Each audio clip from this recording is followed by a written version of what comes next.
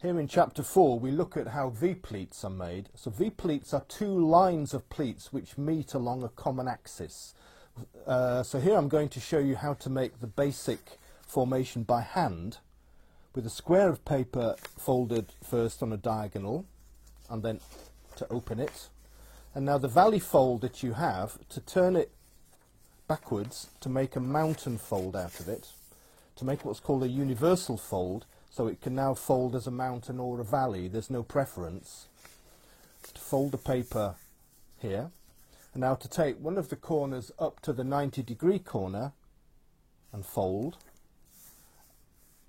and then again to fold in half. You can leave this, fold in half up to the top again. Now if I'm working too fast, just use your pause button to catch up.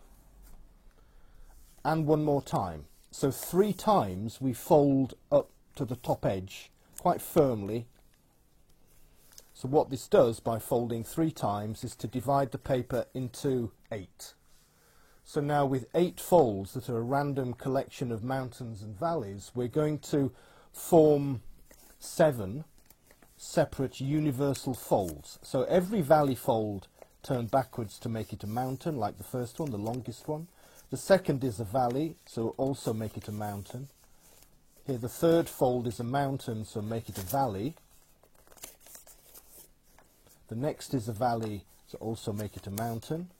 Valley, also make it a mountain.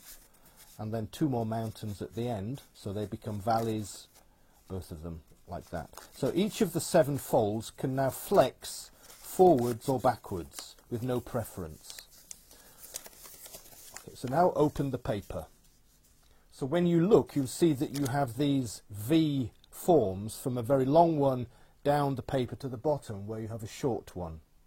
So now to pick the paper up and hold it with your thumbs on the front and fingers on the back, what we're going to do is to make the longest fold on the right into a mountain. And also the same on the left, to make the longest fold into a mountain. So here at the top corner just makes a little ear that doesn't quite know what to do with itself. So we're starting off, fingers on the back, thumbs on the front. The next V is a valley. So you can just begin to fold it here in your hands. So valley on the right, valley on the left, and then a mountain V.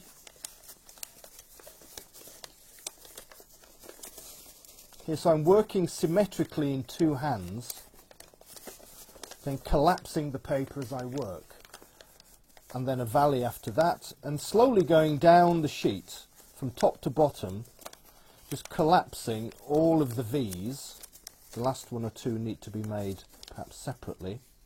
So in the end, there you can put it down and just press it flat so that the paper is a stick. All the paper is inside with different layers, so when you open it out, then you see everything inside.